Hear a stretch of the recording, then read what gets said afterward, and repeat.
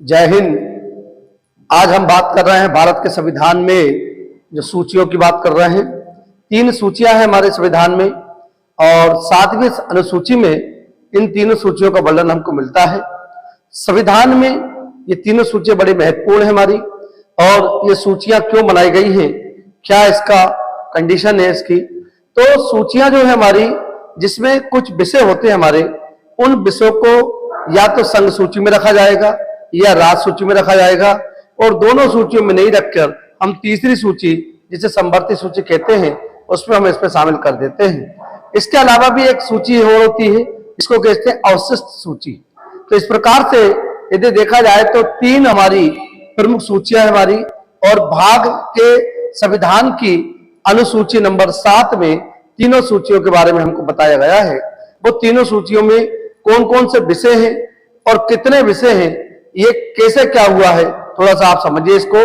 तो पूरे मैंने संघ सूची, तो पहले हमारी संघ सूची के नाम से जानते हैं, उसके हमने केवल 20 विषय लिखे हैं, लेकिन इसमें 100 विषय हमारे होते हैं। मतलब 100 विषय ऐसे होते हैं जिन पर केंद्र सरकार, जिसे हम संघ कहते हैं, तो केंद्र सरकार के द्वारा कानून बनाने का अधिकार उनको मिला है। मतलब संसद को कानून बनाने का अधिकार मिला है। ऐसे 100 विषय हमारे संघ सूची में आते हैं।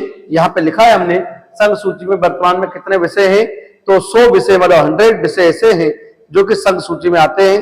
प्रमुख रूप से कौन कौन से विषय आते हैं हमारे, वो मैंने यहाँ पे नोट कर रखे हैं। अभी मैं आपको बताऊंगा एक एक विषय। इसके बाद आता है दूसरा विषय सूची हमारी, उसका नाम है राज्य सूची।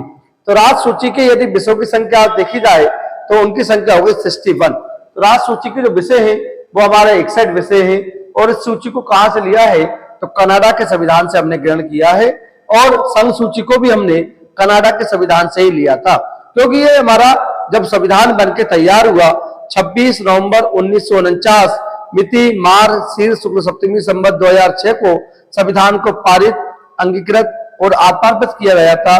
तभी से हमारी अनुसूचियां इसमें शामिल थी। संविधान के भाग यदि देखा जाए तो भाग 15 में और अनुसूची 7 में इनका हमको वर्णन मिलता है। यहाँ पे हमने लिखा है भाग 11 में, भाग 11 अनुच्छेद देखा जाए तो 246 में वर्णन है, और अनुसूची देखा जाए तो अनुसूची संख्या हमारी 7वीं है। लेकिन आर्टिकल पूछता है तो 246 और भाग पूछो तो 11। तो भाग 11 के अनुच्छेद 246 में, और यदि देखा जाए सूची अनुसूची में कौन सी है, तो 7वें नंबर की अनुसूची में है। ये तीनों सूचियां मैं बताने जा रहा हूं आपको। तो मैंने आपको संघ सूची के बारे में बताया है कि संघ सूची में अभी मैंने केवल 20 विषय लिख रखे हैं। उन पूरे 20 विषयों को अपन पढ़ेंगे और उनके बारे में बताएंगे।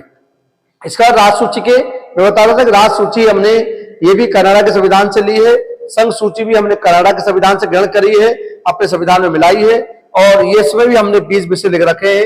राज्य सूची में टोटल 61 विषय होते हैं राज्य सूची के अंदर, लेकिन हमने केवल 20 विषय जो इंपॉर्टेंट होते हैं, क्वेश्चन पेपर में आते हैं, वो हमने लिए हैं। इसके बाद तीसरी सूची होती है हमारी समवर्ती सूची। समवर्ती सूची के बारे में बताऊंगा आपको। तो समवर्ती सूची यहां लिखा है मैंने। समवर्ती सूची में वर्तमान में केवल 52 विषय हैं। 52 विषय ऐसे हैं जो समवर्ती सूची में रखे गए हैं। और इस सूची को कहां से लिया है, तो ऑस्ट्रेलिया के संविधान से हमने ग्रहण किया है। तो समवर्ती सूची को कहां से लिया है, किस संविधान से, किस देश के संविधान से हमने लिया है, तो ऑस्ट्रेलिया के संविधान से समवर्ती सूची हमारी संविधान में आई है इस प्रकार से। इसके बाद इसके बारे में मैं आपको थोड़ी देर बताऊंगा। पहले हम ये सब चीजें क्लियर कर ली ना। यहाँ पे हम संघ सूची की बात कर रहे हैं। संघ सूची में कौन कौन से विषय हैं उसकी बात करते हैं। संघ सूची पहले तो मैंने बता दिया आपको कि संघ सूची क्या सूची होती है। संघ सूची मतलब केंद्र के अधीन, केंद्र के अंतर्गत जो भी विषय होते हैं हमारे, उन विषयों पर कानून बनाने का अधिकार संसद को प्राप्त है, केंद्र को प्राप्त है, यानी संघ को प्राप्त है। इसलिए उस पर कानून बना कौन सकता है, संसद बना सकती है, या संघ जिसे कहते हैं हम वो बनाती है। तो संसद में कौन कौन आ गया, लोकसभा, राज्यसभा और राष्ट्रपति। ये तीनों मिलकर यदि मतलब लोकसभा में कोई बिल रखते हैं 2/3 बहुमत से पास होता है, फिर वो राज्यसभा में जाता है, वहां पर 2/3 बहुमत से पास होता है, और राष्ट्रपति उस पर सिग्नेचर कर देते हैं तो वो हमारे देश में कानून का रूप धारण कर लेता है। उन विषयों पर केवल संसद ही कानून बनाती है जो संघ सूची में विषय है 100। दूसरी सूची में बताऊं राज सूची। राज सूची पर विषय पर कानून बनाने का अधिकार राज्य सरकार को मिला हुआ है और राज सूची में मैंने कहा कि 61 विषय ऐसे हैं जो स्टेट गवर्नमेंट को मिले हुए हैं। सभी राज्यों में ये मान होते हैं हमारे और सभी राज्य इन पर कानून बना सकते हैं। लेकिन समवर्ती सूची की बात करें तो केंद्र और राज्य दोनों ही मिलकर जिस पर सहमति बनती है ऐसे विषय जिनकी संख्या 52 के आसपास है। 52 विषय ऐसे हैं जो इसमें समवर्ती सूची जिसमें रखी गई समवर्ती सूची में 52 विषयों को रखा गया है जिन पर केंद्र और राज्य के द्वारा कानून बनाया जा सकता है। और यदि राज्य सरकार कानून बना लेती है और केंद्र बना लेती है तो फिर राज्य सरकार का कानून मान्य नहीं होता है, केंद्र सरकार का ही कानून मान्य होता है। तो इस प्रकार से हम बात करेंगे। तो पहले अब एक एक विषय अपन समझते चलते हैं कि संघ सूची में क्या क्या वर्णन है। तो संघ सूची में एक तो परमाणु ऊर्जा जो हम देखते हैं परमाणु ऊर्जा आयोग, तो परमाणु ऊर्जा आयोग का जो वर्णन है हमारा उस पर यदि कोई काम करेगा तो वो संघ सरकार करेगी, केंद्र सरकार करेगी परमाणु ऊर्जा पर। विदेशी मामले, विदेश में कोई हमको व्यापार करना है, कोई मीटिंग अटेंड करना है कोई भारत सरकार को, तो वो भारत सरकार का काम है, राज्य सरकार का इसमें कोई लेने देना नहीं होता है। तो विदेशी जो भी मामले होते हैं वो हमारे संघ सूची का विषय है। तीसरा हमारा मुद्रा और सिक्का। तो मुद्रा मतलब जो कॉइन होते हैं हमारे और सिक्के जो कॉइन होते हैं, मुद्रा मतलब करेंसी। तो करेंसी छापने का काम मतलब जो आरबीआई करती है, आरबीआई किसके अंडर में आती है तो केंद्र सरकार के अधीन काम करती है आरबीआई, जिसकी रिजर्व बैंक ऑफ इंडिया से कहा जाता है। 1 अप्रैल 1935 को इसकी स्थापना हुई और 1 जनवरी 1949 को इसका राष्ट्रीयकरण हुआ है हमारा आरबीआई का। तो उसी का काम होता है कॉइन बनाना और मुद्रा करेंसी छापना। इसके बाद युद्ध होता है किसी देश से हमारा, और युद्ध के बाद जब उस पर कोई समझौता करना है, मीटिंग करना है, शांति करना है, तो युद्ध और शांति ये भी संघ सूची के विषय है। जैसे कि उदाहरण के लिए बताऊं मैं आपको, 1965 का हमारा पाकिस्तान के साथ युद्ध हुआ। पाकिस्तान से 1965 में भारत और पाकिस्तान की युद्ध हुई हमारी, और उस टाइम पे लाल बहादुर शास्त्री हमारे देश के प्राइम मिनिस्टर थे। तो उस युद्ध को समाप्त करने के लिए एक समझौता हुआ जिसका नाम है ताशकंद समझौता। ताशकंद समझौते के लिए लाल बहादुर शास्त्री जी ताशकंद पहुंचे थे।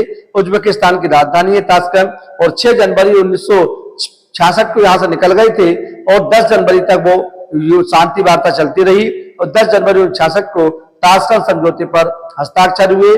हमारे देश के प्रधानमंत्री जिनका नाम था लाल बहादुर शास्त्री जी, उनके हस्ताक्षर हुए, और पाकिस्तान के जो प्राइम मिनिस्टर थे उनके अयूब खान, उनके हस्ताक्षर हुए। तो दोनों के बीच में ये हमने कहा युद्ध और शांति ये केंद्र सरकार का काम है, संघ सरकार का काम है, संघ सरकार के अधीन आता है, संघ सूची के अंतर्गत आता है, इसलिए संघ सरकार करती है। फिर आता है हमारा रक्षा विभाग। रक्षा विभाग में हम देख रहे हैं, जैसे कि हम बात करें हमारी जो रक्षा विभाग है, मतलब हमारे देश की जो रक्षा कर रहे हैं सैनिक लोग, उनको क्या आवश्यकताएं हैं, क्या उनको हथियार चाहिए। अभी हम लोगों ने देखा होगा जो कि हमने प्लेन खरीदे हैं, लड़ाकू विमान खरीदे हैं, राफेल खरीदे हैं।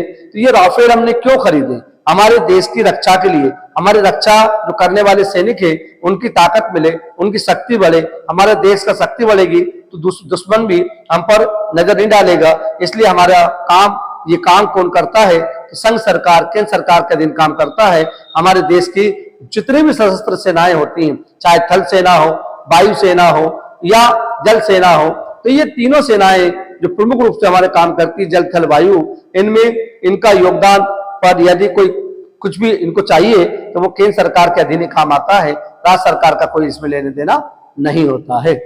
रेलवे विभाग, तो रेलवे विभाग हम देखते हैं जितनी भी हमारे देश में आज जो हमारे देश का सबसे बड़ा संसाधन है जाने जाने में रेल विभाग जिसे कहते हैं रेल मंत्री कौन होता है तो सेंट्रल गवर्नमेंट का जो अश्विनी वैष्णव जी हैं, वर्तमान में हमारे भारत के रेल मंत्री जी हैं।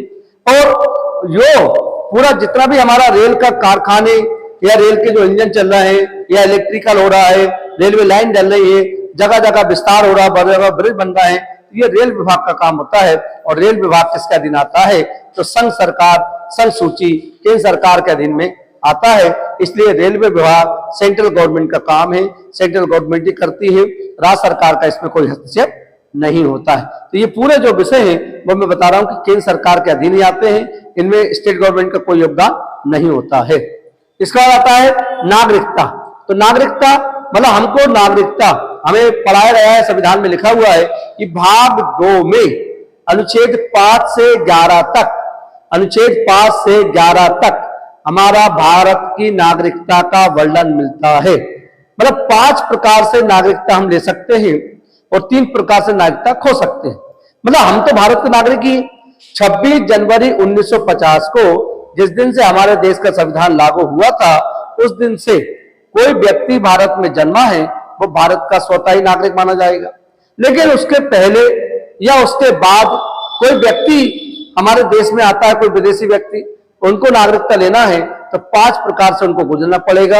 एक, जन्म के आधार पर मिलती है नागरिकता हमारी, वंश परंपरा के आधार पर मिलती है, देशी कल के आधार पर मिलती है, हमारी भूमि विस्तार के आधार पर मिलती है, और हमारी जो हमारा भूमि विस्तार जिसका करते हैं, मतलब किसी हमने राज्य को दूसरे राज्यों को मिला लिया, देश के किसी देश की सीमा को हमने भारत में मिला लिया, उसके आधार पर भी हमको मिलती है, और पंजीकरण के आधार पर मतलब रजिस्ट्रेशन के आधार पर भी भारत में नागरिकता मिलती है।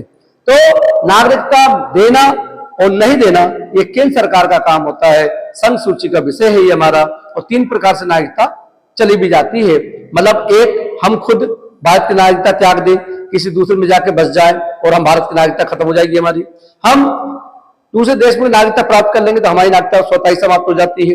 तीसरा, हम कोई भारत के खिलाफ ऐसा कोई काम कर दे, कोई आतंकवादी बन जाए देश के खिलाफ या देश के खिलाफ षड्यंत्र रचते हैं, तो सरकार कानून के माध्यम से हमारी नागरिकता छीन सकती है। तो 3 प्रकार से नागरिकता चली भी जाती है और 5 प्रकार से नागरिकता हमको प्राप्त होती है। तो ये मेरे बताया नागरिकता के बारे में। भाग 2 में है, अनुच्छेद 5 से 11 के बीच में है, और ये काम कौन करेगा तो ये सेंट्रल गवर्नमेंट के अधीन काम है, संघ सूची का विषय है ये नागरिकता देना या छीनना। फिर बात करते हैं, यह हो गया नागरिकता। नेविगेशन और शिपिंग। शिपिंग जो देखते हैं हम लोग, शिप वगैरह चलते हैं हमारे, तो शिपिंग कहाँ चलते हैं? शिपिंग मतलब शिपिंग जो शिप जो चलते हैं हमारे, पानी के जहाज जो चलते हैं हमारे, जो कि हमारे समुद्र के अंदर जो भी हमारा एक्सपोर्ट इंपोर्ट होता है, अधिकतर जो है हमारा जितना भी एक्सपोर्ट इंपोर्ट होता है वो पानी के जहाजों के माध्यम से होता है, क्योंकि वो हमको सस्ता भी पड़ता है और लंबे समय तक, लंबी दूरी तक चलने में आसानी होती है। बड़ा बड़ा सामान या बहुत ज्यादा कैपेसिटी में सामान हमको मंगवाना है या भिजाना है तो पानी के जहाजों के माध्यम से आता है हमारा। इसलिए ये शिपिंग का काम भी सेंट्रल गवर्नमेंट संघ सूची का ही विषय है, ये संघ सूची इस पर काम करती है। फिर आता है हमारा पोस्ट और टेलीग्राफ। मतलब पोस्ट मतलब पोस्ट ऑफिस और टेलीग्राफ ये भी डाक विभाग, पोस्ट ऑफिस जो है सब सेंट्रल गवर्नमेंट का ही काम होता है। सेंट्रल गवर्नमेंट उसको कैसे हैंडल करती है ये संघ सूची का विषय है। फिर आता है नौसेना, जो मैं बता रहा था, थल सेना और जल सेना। मतलब 3 सेनाएं हमारे देश में काम करती हैं, थल, जल, वायु। तो थल मतलब जब जमीन पर रहने वाली, थल पे काम करने वाली वो है थल सेना। मतलब जैसे हमारा BSF, बॉर्डर सिक्योरिटी फोर्स, मतलब भारत की सुरक्षा चारों साइड से हमारे साथों देश लगे हैं हमारे आसपास, जो हमारे पड़ोसी देश है, उनसे सुरक्षा के लिए हमारी थल सेना, थल में जमीन पर काम करती है, वो थल सेना होती है। जो जल में सुरक्षा करे वो जल सेना, जिसे नौसेना भी कहते हैं हम लोग, और जो ऊपर वायु में हमारी सुरक्षा करे उसको वायु सेना के नाम से जानते हैं। तो तीनों सेनाओं का कोई प्रमुख होता है। तो वर्तमान में एक CDS पद बना दिया गया है हमारा। तो CDS पद, जो कि पहले CDS जो थे बिपिन रावत साहब थे, और बिपिन रावत जी का अभी आज की में देखा जाए तो 2 साल उनको हो गया है, वो हवाई क्रैश में उनकी मौत हो गई थी। पहले CDS बिपिन रावत साहब 8 दिसंबर 2021 को उनका मृत्यु हो गई थी। तो बिपिन रावत साहब 8 दिसंबर 2021 को ट्रेन दुर्घटना में उनका देहांत हो गया था। वर्तमान में नए CDS बन चुके हैं जिनका नाम है अनिल चौहान जी। तो ये जो है तीनों सेनाओं को ऊपर एक पद बनाया गया है, क्योंकि पहले तीनों सेनाओं का प्रमुख राष्ट्रपति हुआ करता था, और राष्ट्रपति भी अभी भी होते हैं, लेकिन राष्ट्रपति के और तीनों सेनाओं के बीच में कोई एक व्यक्ति है, कोई एक पद है, उसका नाम है CDS। तो CDS जो है हमारा एक नया पद का गठन हुआ मोदी सरकार के द्वारा, जो कि राष्ट्रपति और तीनों सेनाओं के बीच में काम करते हैं। तीनों सेनाओं की समस्याओं को कौन समाधान करेगा, तो सीडीएस के माध्यम से राष्ट्रपति उन समस्याओं को देखते हैं। ये हमारा संघ सूची का ही विषय है। फिर आता है हमारा केंद्रीय जांच ब्यूरो। तो केंद्रीय जांच ब्यूरो हमारे देश में 4 प्रकार की केंद्रीय जांच ब्यूरो चलती है। एक सीबीआई, एक आईबी, एक एनआईए और एक रॉ। तो CBI central bureau of investigation, तो सीबीआई का फुल फॉर्म क्या होता है, सेंट्रल ब्यूरो ऑफ इन्वेस्टिगेशन। इसकी स्थापना 1963 में की गई थी। दूसरा आईबी इंटेलिजेंस ब्यूरो, इसकी स्थापना 1920 में होती है, कहीं कहीं 1889 में लिखा हुआ है, उसको भी याद रखिए। तीसरा हमारा raw research and analysis wing, इसकी स्थापना 1968 में हुई है, ये भी भारतीय गुप्तचर संस्था है। और चौथा जो है एनआईए, नेशनल इन्वेस्टिगेशन एजेंसी, जिसकी स्थापना 2008 में हुई थी। तो 4 गुप्तचर संस्थाएं हमारे भारत में काम करती है। एक बार पुनः रिवाइज कर रहा हूं, IB, CBI, NIA and raw. तो 4 गुप्तचर संस्थाएं जो भारत की जो सरकार के अधीन आती है, संघ सरकार के अधीन आती है, लेकिन संवैधानिक रूप से इनको दर्जा नहीं मिला है। केवल ये जांच एजेंसियां हैं जो कि भारत की सरकार के द्वारा गठन कर दी गई है। फिर आता है सशस्त्र बल। सशस्त्र बल जितने भी सरकार के पास फोर्स होती है, चाहे एनडीआरएफ हो, चाहे हमारा होमगार्ड्स हो, ये कई कई हमारे होमगार्ड तो स्टेटों में चलते हैं, लेकिन कुछ ऐसे सशस्त्र बल आते हैं, जैसे हम बात कर रहे थे होम एनडीआरएफ की या रैपिड एक्शन फोर्स की, आरपीएफ की, और मतलब अलग अलग फोर्सेज जो है वो सेंट्रल गवर्नमेंट के अधीन आती है। ये संघ सूची का ही विषय होता है। फिर आता है हथियार और आग्नेय शास्त्र, मतलब हथियार खरीदना, हथियार बनाना, सेना को हथियार देना, हथियार बेचना विदेशों में, विदेशों से हथियार खरीदना, और ये सारे के सारे काम संघ सूची के विषय है, इस पर केंद्र सरकार ही काम करती है। फिर आता हमारा राष्ट्रीय संसाधन। राष्ट्रीय संसाधन मतलब हमें कैसे हमारे देश में राष्ट्रीय संसाधन जुटाए जाए, ये हमारा केंद्र सरकार देखती है। हमारे राष्ट्र कैसे आगे बढ़े, कैसे प्रगति करे, इसी राष्ट्रीय संसाधन को हमारा बढ़ावा देने के लिए सरकार कई कई योजनाएं चलाती रहती है, जो भी संघ सूची के विषय, क्योंकि ये सेंट्रल गवर्नमेंट का ही काम होता है। फिर आता है हमारा परमाणुविक ऊर्जा। तो परमाणु ऊर्जा मतलब हमारे देश में कैसे हम परमाणु ऊर्जा को बढ़ा सकते हैं। परमाणु ऊर्जा जो कि आजकल देख रहे हैं, परमाणु बम कई लोग आविष्कार कर रहे हैं, हमारे देश ने भी आविष्कार किया है, परमाणु विस्फोट हमारे देश में हो चुका है।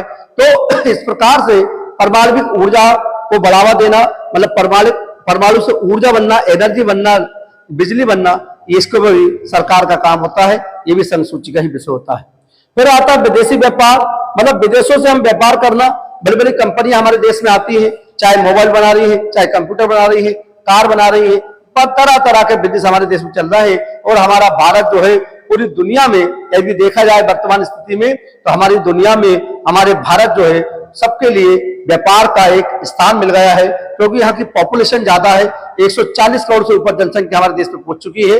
इसलिए सबको लगता है कि भारत में हर चीज बिकती है, और ये बात सही है कि भारत में हर चीज बिकती है। इसलिए विदेशों से हमारे यहाँ व्यापार करने लोग, बिजनेसमैन, बड़े बड़े प्लांट हमारे देश में डलते हैं, और उसके माध्यम से वो अरबों खरबों रुपए छापते हैं, जो कि विदेशी व्यापार। और हम लोग भी अपने दूसरे देशों में जाके अपनी कंपनियां खोलते हैं। हमारे बिजनेसमैन, बड़े बड़े जो बिजनेसमैन है, चाहे मुकेश अंबानी हो, चाहे रतन टाटा जी हो, और भी बहुत सारे हैं हमारे, तो नारायण मूर्ति वगैरह इन्फोसिस के हैं, या विप्रो के हमारे अजीम प्रेम जी साहब हैं, ये सारे के सारे अलग अलग विदेशों में इनके भी व्यापार चल रहा है। मतलब हमारा आदान प्रदान जो होता है विदेशी व्यापार का, वो केंद्र सरकार के अधीन आता है, ये संघ सूची का ही विषय होता है। फिर आता है हमारा प्रतिरक्षा। तो प्रतिरक्षा के लिए भी काम केंद्र सरकार के अधीन ही करता है। हमारा इनकम विभाग, जो आयकर विभाग होता है, इनकम टैक्स होता है, ये सब पर नजर रखता है, सबकी इनकम पर नजर रखने का काम कोई करता है तो वो आयकर विभाग है। क्योंकि जितना भी आप आय कमाते हैं तो उसका 30% आय इनकम टैक्स के रूप में आपको सरकार को देना होता है। तो इनकम टैक्स का जो काम होता है, आपकी इनकम में से टैक्स उसको लेना है, ये सिस्टमेटिक तरीके से इनकम टैक्स अपना काम करता है। तो आयकर विभाग, क्योंकि सरकार को आय नहीं होगी तो वो खर्च कैसे करेगी, सुविधाएं हमको कैसे देगी, तो इसलिए हमको समय पर टैक्स भरना चाहिए। जो भी हमारा टैक्स बनता है, जितनी भी हमारी आमदनी है, उसका टैक्स हमको ईमानदारी से भरना चाहिए। क्योंकि हम टैक्स नहीं भरेंगे तो सरकार कहां से पैसा लाएगी, सरकार नहीं तो कर्जा लेगी, और कर्जा किसके नाम पे लेगी, हम लोगों के नाम पे लेती है। तो कर्जा हमको हमारे ऊपर, देश के ऊपर कर्जा होना मतलब जनता के ऊपर कर्जा होना, इसलिए हमको ईमानदारी से अपना टैक्स पेयर करना चाहिए। इसलिए इनकम टैक्स बनाया जो कि भारत सरकार का एक संस्था है और एक तरीके से बहुत अधिकार है इनकम टैक्स को। जो भी बड़े बड़े प्लान टैक्स चलते हैं हमारे देश में, सबसे इनकम लेना, आम व्यक्ति से भी इनकम टैक्स वसूलना, ये आयकर विभाग का काम होता है। ये भी संघ सूची का ही विषय है। बंदरगाह, जिसे हम कहते हैं पोर्ट, बंदरगाह में बता रहा था कि बंदरगाह, जैसे मैंने शिपिंग उसमें बताया आपको, तो बंदरगाह का भी यही काम होता है। जो बड़े बड़े बंदरगाह है, 15 बड़े बंदरगाह हमारे देश में है। बंदरगाह तो बहुत सारे छोटे छोटे, लेकिन 15 बड़े बंदरगाह है और 15 के 15 बड़े बंदरगाह क्या होते हैं ये भी समझ लीजिए। बंदरगाह जिन्हें इंग्लिश में पोर्ट कहा जाता है, जहां पर समुद्र में जो हमारे, क्योंकि हमारा आधा देश जो है नीचे वाला, दक्षिण से पश्चिम से लेके दक्षिण पूर्व, ये पूरा हिस्सा जो है समुद्र में डूबा हुआ है, समुद्र से लगा हुआ है। इसलिए यहाँ पर हमको जो भी जहाज आते हैं, पानी के जहाज, उनको खड़े होने के लिए एक स्थान, जैसे हमारी ट्रेन कहाँ खड़ी होती है, रेलवे स्टेशन पर, बस कहाँ खड़ी होती है, बस स्टैंड पर, उसी प्रकार जो हमारे पानी के जहाज होते हैं उनके लिए खड़े होने के लिए कहाँ पे स्थान दिया गया है, तो उनको बंदरगाह कहा जाता है, उनको पोर्ट कहा जाता है। वहां पर ही हमारा सामान जो भी लोडिंग अनलोडिंग होती है वो वहीं पर होती है। सामान किसी देश को भेजना है तो हमारी यहाँ पे लोडिंग हो जाती है और वो जाके वहां पे अनलोडिंग हो जाता है, या वहां से कोई दूसरे देश से हमारे देश में सामान आता है तो वहां पर अनलोडिंग होती है, उतार लिया जाता है। इस प्रकार से ये आदान प्रदान हमारा चलता रहता है। जितना भी एक्सपोर्ट इंपोर्ट होता है, मैंने कहा था कि पानी के जहाजों से सर्वाधिक हम आदान प्रदान करते हैं, क्योंकि हमको वो सस्ता पड़ता है, क्योंकि और समुद्र के मार्ग से हमें जाने में आसानी भी रहती है। फिर लास्ट हमारा चेकिंग अभियान चलता है हमारा। देखिए कास्ट्यूम, जो हमारे विदेशों से लोग आते हैं, और कभी कभी देखा होगा आप लोगों ने, जो एयरपोर्ट होते हैं या हमारे बंदरगाह की बात करें, एयरपोर्ट बात करें, तो जो जैसे हमारा जहाज, जो हवाई जहाज होते हैं उतरते हैं या एरोप्लेन उतरते हैं, तो वहां पर हम एयरपोर्ट पर चेकिंग चलती है। ये चेकिंग का काम कौन करता है? ये सब नागरिक उड्डयन मंत्रालय के अधीन आते हैं, मतलब संघ सूची का ही विषय है। ये 20 विषय मैंने अभी आपको इंपोर्टेंट पूरे बताए हैं कि संघ सूची में कौन कौन से विषय आते हैं, इसके बारे में मैंने आपको पूरा डिटेल बताया है। इसके बाद बात करेंगे राज सूची की। राज सूची में भी हमने 20 विषय लिख रखे हैं, और 20 विषय कौन कौन से होते हैं एक एक करके हम पढ़ेंगे। मैंने बताया राज सूची में 61 विषय है। कनाडा के संविधान से हमने राज सूची को लिया है, संघ सूची को भी हमने कनाडा के संविधान से लिया है। अब राज सूची की बात करें, राज सूची में मैंने 20 विषय लिख रखे हैं। क्या क्या स्पेशल है देखिए आप लोग। नंबर 1, पुलिस प्रशासन। जो भी हमारा पुलिस प्रशासन, तो सारे का सारा स्टेट गवर्नमेंट के अधीन आता है। पुलिस विभाग, जो कि हमारे देश में मध्य प्रदेश स्टेट की बात करें हम, स्टेट में सुरक्षा का प्रधान पुलिस का विभाग का ये राज सूची का विषय होता है हमारा। राज्य सरकार इस पर कानून बनाती है, राज्य सरकार इस पर वैकेंसी निकालती है, मतलब स्टेट गवर्नमेंट का काम है ये पुलिस विभाग, जितना भी होता है मध्य प्रदेश में या किसी भी राज्य में। दूसरा है राज्य न्यायालय शुल्क। तो राज्य न्यायालय शुल्क जो है वो कौन वसूलता है? तो वो राज्य सरकार के अधीन आता है। मतलब राज्य में आपको न्यायालय में जाना है और न्यायालय में कोई केस लगाना पड़ता है, तो केस लगाने के पहले हमको एक स्टाम्प ड्यूटी लगती है।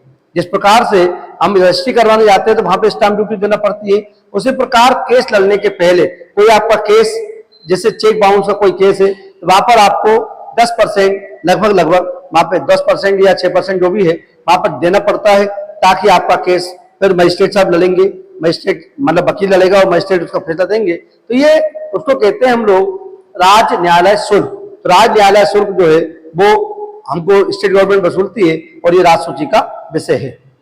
इस प्रकार तीसरा हमारा जेल प्रशासन।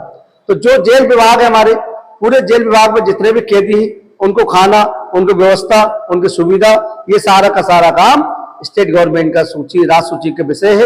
इसलिए राज्य सरकार ही इस पर कानून बना सकती है और राज्य सरकार ही इसको चलाती है। राज्य सरकार का काम है इसको देखना, कैसे क्या उनकी व्यवस्था करना। फिर आता है हमारा अस्पताल की देखभाल। जो हमारे हॉस्पिटल चलते हैं, गवर्नमेंट हॉस्पिटल है, उन पर मरीजों को सही इलाज मिलना, सही व्यवस्था करना, अच्छे से अच्छे व्यवस्था करना, क्योंकि ये हमारा अधिकार भी है। क्योंकि हम भौतिक सुविधाएं हमको नहीं मिलती हैं या अस्पताल चिकित्सा जैसी व्यवस्था नहीं मिलती है, तो ये हमारी भौतिक सुविधा में आता है। इसलिए हमको ये जरूरी चाहिए, जो भी हमारी आवश्यक सुविधाएं होती हैं, चाहे अस्पताल हो, रोड हो, नाली हो, सड़क हो, ये भी सब राज्य सरकार के अधीन आता है। क्योंकि पंचायत के चुनाव हो या नगर पालिका के चुनाव हो, तो करवाता कौन है? राज्य सरकार के माध्यम से इलेक्शन कमीशन द्वारा करवाए जाते हैं। ये सब राज्य सरकार के ही काम होते हैं। संघ सूची, राज सूची के विषय से। फिर आते हैं भारत के भीतर तीर्थ यात्रा। मतलब भारत के किसी भी राज्य में जाना है आपको, उसमें तीर्थ यात्रा करना, जैसे हमारे शिवराज चौहान जी, हमारे मध्य प्रदेश के जो मुख्यमंत्री जी थे, उन मुख्यमंत्री हैं, उन्होंने एक योजना चलाई थी, तीर्थ दर्शन योजना। तो तीर्थ दर्शन योजना के तहत वो बुजुर्गों को 60 साल पूरे कर चुके हैं, उनको तीर्थ पर भेजने का काम करते थे।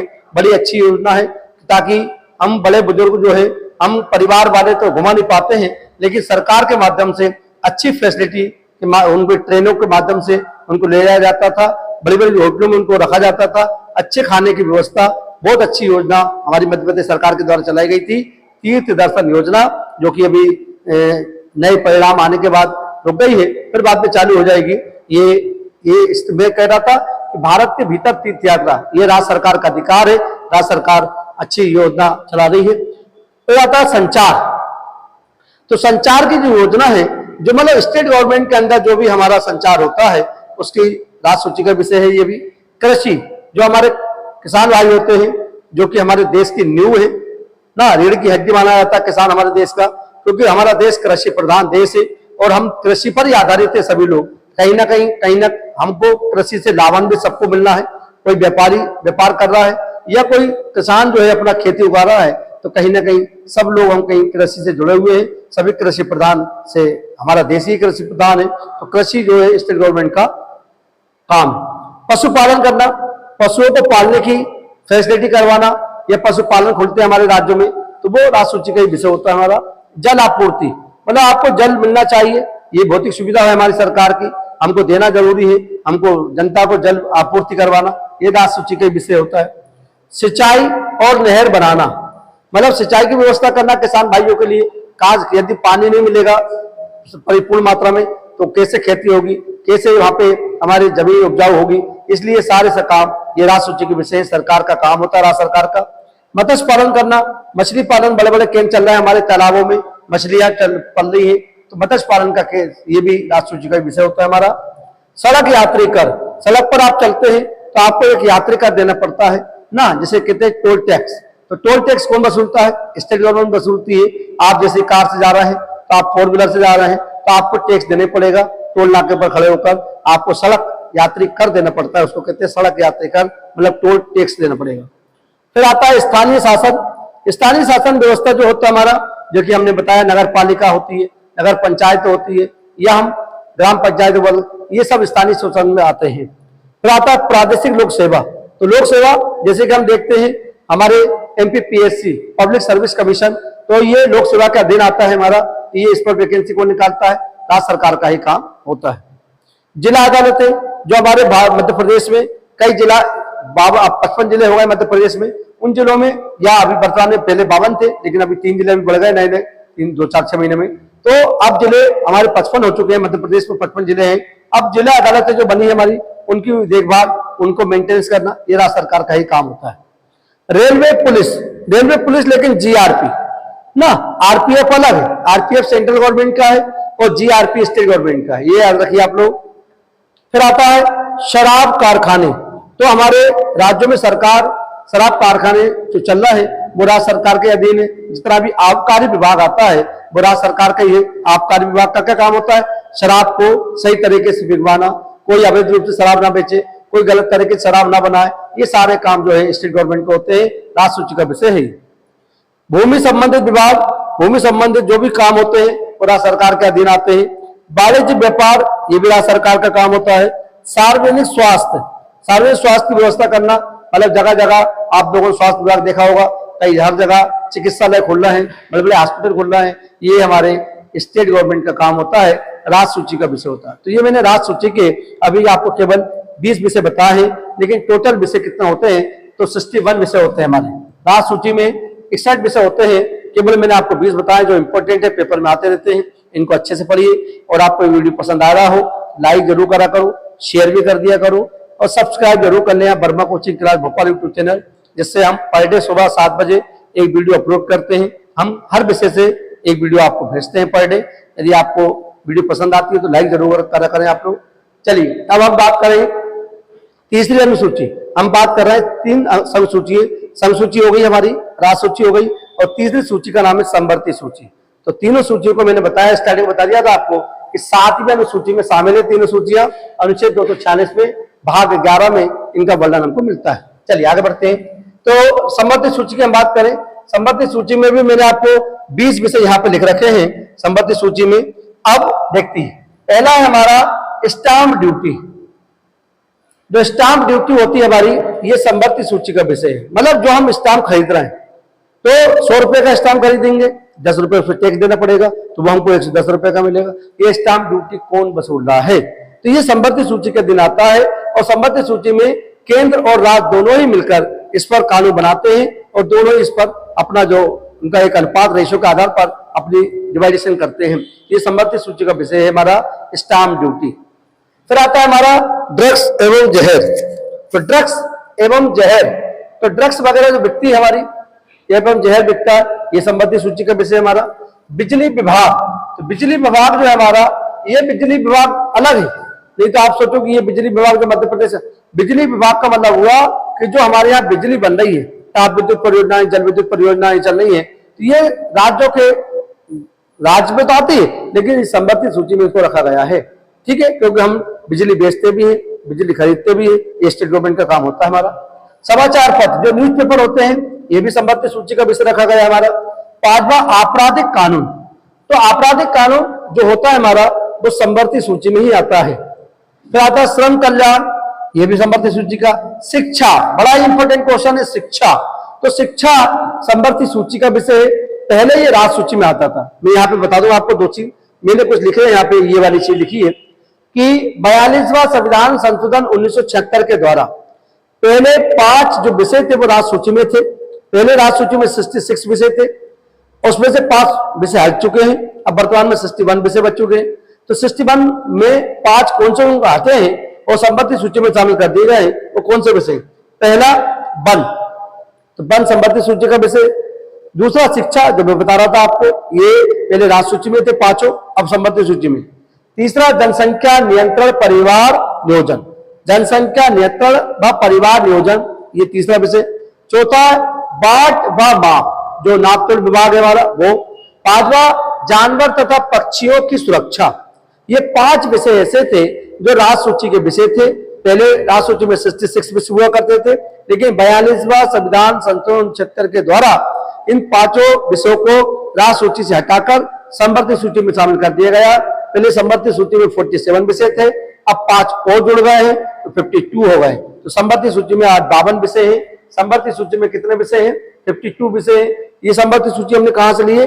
ऑस्ट्रेलिया के संविधान से ग्रहण करी है, ये याद रखिए। ये संघ सूची और राज्य सूची कनाडा से, लेकिन संबंधित सूची ऑस्ट्रेलिया के संविधान से ली है। ठीक है, तो मैं बता रहा था शिक्षा। तो शिक्षा पर क्या होता है, जैसे कि हम बात करें कि 86वां संविधान संशोधन 2002 में हुआ, जिसमें कहा गया है कि 14 वर्ष से बच्चों को सरकार के द्वारा निःशुल्क शिक्षा का प्रावधान। तो निःशुल्क शिक्षा का प्रावधान सरकार ने कानून बनाया है, सेंट्रल गवर्नमेंट कानून बना दिया है, लेकिन राज्य सरकार को भी उसमें मानना पड़ेगा, क्योंकि संबंधित सूची का विषय शिक्षा। शिक्षा पर काम कौन करेगा? दोनों ही मिलकर करेंगे, मतलब केंद्र और राज्य दोनों ही मिलकर शिक्षा पर काम करते हैं। एजुकेशन सर्वोपरि है हमारा। जो एजुकेटेड हो जाता है फिर वो किसी चीज से मोहताज नहीं होता है, तो इसलिए शिक्षा बहुत जरूरी है। अगला हमारा मजदूर संघ। तो मजदूर संघ जो है हमारे, जो लेबर पार्टियां होती है हमारी, वो सारे के सारे संबंधित सूची में आते हैं हमारे।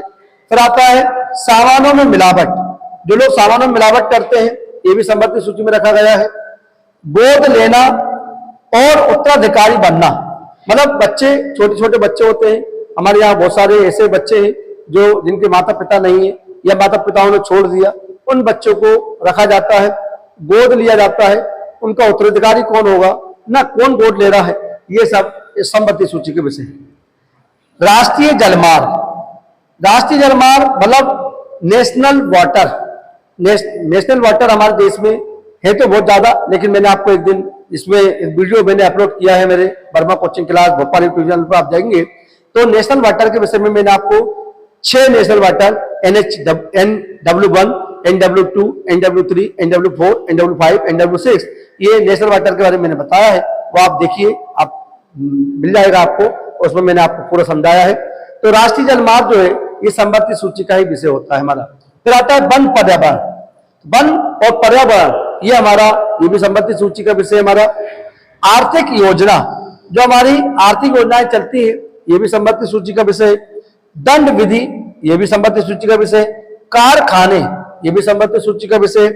जनसंख्या नियंत्रण, देखिए समझिए, जनसंख्या नियंत्रण, क्योंकि मैं बता रहा था कि जनसंख्या हमारे देश में 140 करोड़ से ऊपर हो चुकी है, तो जनसंख्या नियंत्रण जो है हमारा देश पर सरकार भी कानून बना सकती है, मतलब स्टेट गवर्नमेंट भी। जैसे कि हमारा अभी बात चल रही थी कई राज्यों में कि जनसंख्या नियंत्रण पर कानून बनाना चाहिए, जैसे यूपी में बात चल रही थी, तो राज्य सरकार ही बना सकती है। लेकिन जब केंद्र सरकार जनसंख्या नियंत्रण पर कानून बना लेगी तो फिर वो केंद्र का ही मान होगा, मतलब दोनों ही संघ सूची में, संपत्ति सूची में जो विषय होते हैं उन पर दोनों मिलकर कानून बना सकते हैं, दोनों की सहमति होगी। अभी राज्य सरकार यदि बना लेती है, मतलब मध्य प्रदेश सरकार बनाती है जनसंख्या नियंत्रण कानून और केंद्र ही बना देती है, तो फिर केंद्र का ही कानून मान होगा, राज्य सरकार का कानून निरस्त कर दिया जाएगा। इसके बाद आता हमारा परिवार नियोजन। परिवार नियोजन पर कानून बनाने का अधिकार संपत्ति सूची में दोनों राज्यों को है, राज्य को और केंद्र को।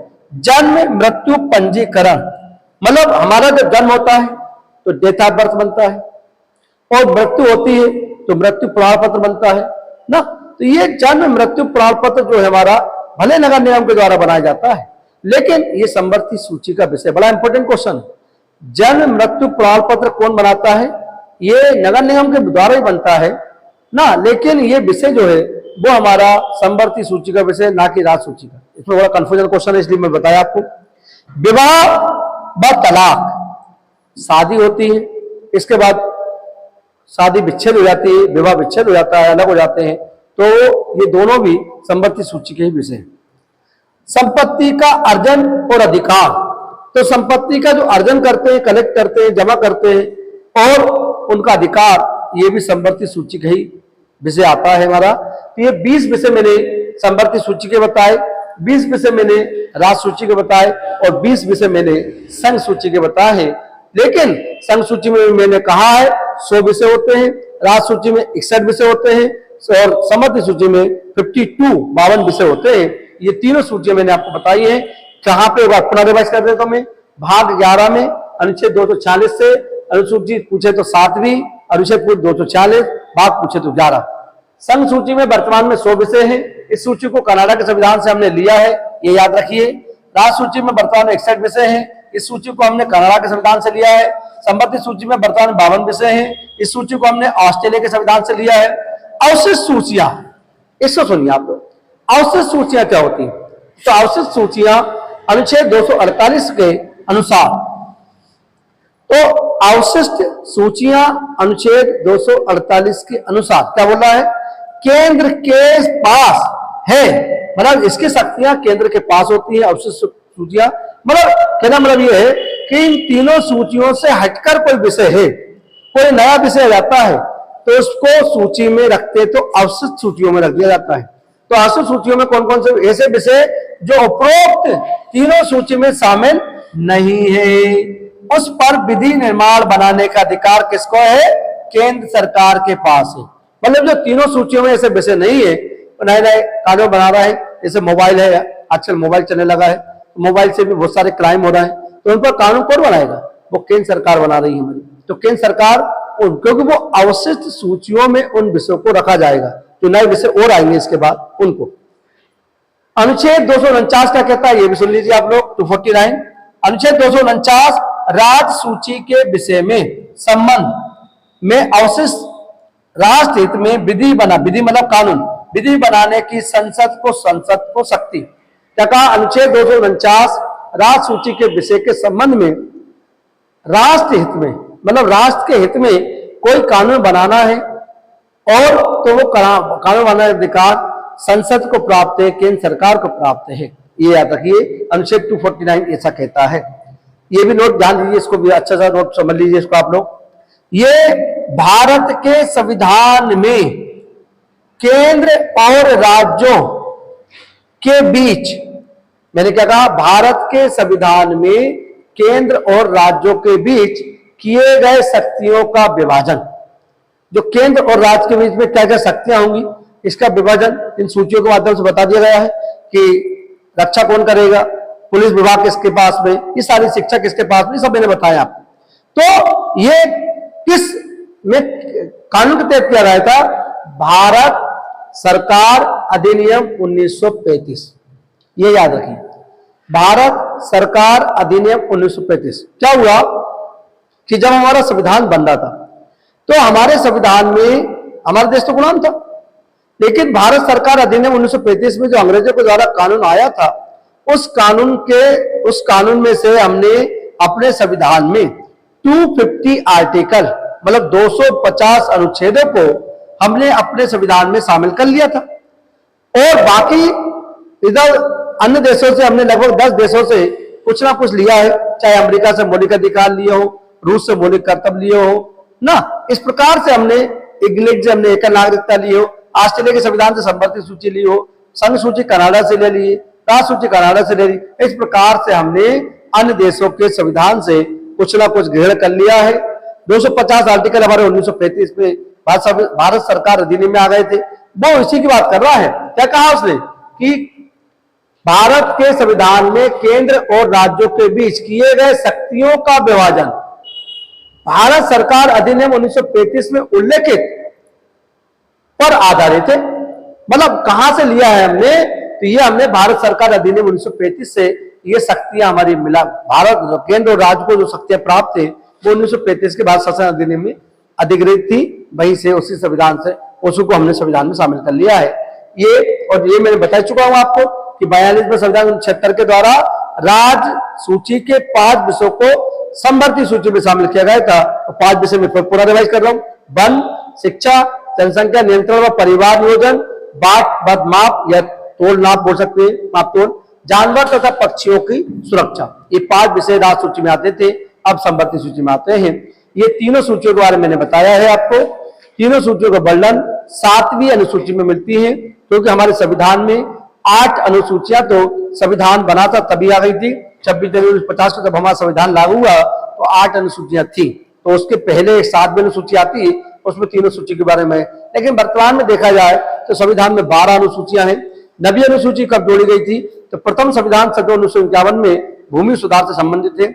10वीं अनुसूची 52वां संविधान संशोधन 1985 के द्वारा दल बदल जोड़ी गई। 11वीं अनुसूची हमने पंचायती राज को लेकर जोड़ी 73वां संविधान संशोधन 1992 में। फिर 12वीं अनुसूची कब जोड़ी है, 74वां संविधान संशोधन 1992-93 में हुआ, इसके तहत नगर पालिका के बारे में बताया गया है। ये 12 अनुसूची हमारे संविधान में वर्तमान में है। ये 7वीं अनुसूची में, लेकिन तीनों सूचियों के बारे में मैंने बताया है। यदि आपको वीडियो पसंद आया हो, लाइक करिए, शेयर करिए, सब्सक्राइब करिए, और स्क्रीनशॉट लेना चाहते हैं तो आप ले सकते हैं। और यदि आपको ये वीडियो अच्छे लगते हो तो लाइक जरूर करें, और कोई आपको प्रॉब्लम आती है, नहीं समझ में आता है, तो मुझे कमेंट करके जरूर बताया करें, स्क्रीनशॉट ले सकते हैं आप लोग। मिलते हैं अगले क्लास में। जय हिंद।